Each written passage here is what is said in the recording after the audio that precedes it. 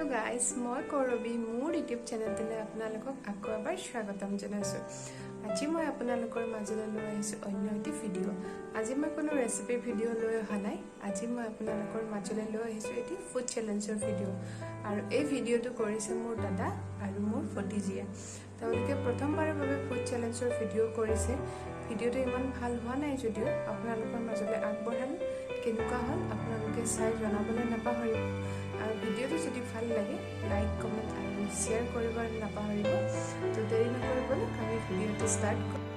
নমস্কাৰ বন্ধুসকল, আজি পাপা আৰু মই এটা চেলেঞ্জ কৰিম পানীপুৰি।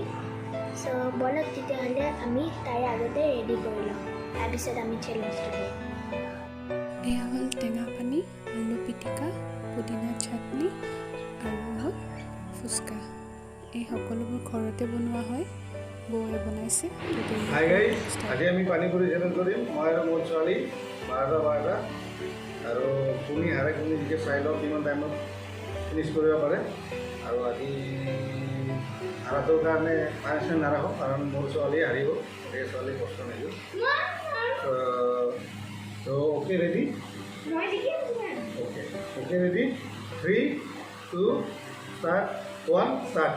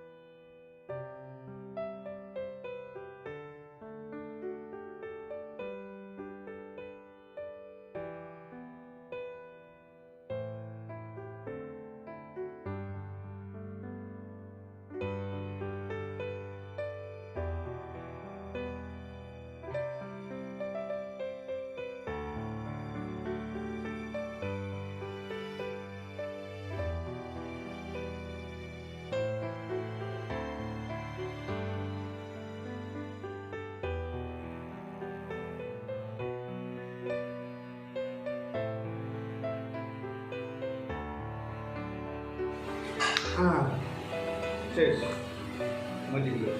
আজি বাৰু পানিচমেণ্ট নাই। চ' গাইজ, যদি ভাল লাগিছে লাইক কৰিব, কমেণ্ট কৰিব, শ্বেয়াৰ কৰিব এণ্ড ছাবস্ক্ৰাইব কৰিব। Good bye. আৰু এটা কথা, এইটো নহয়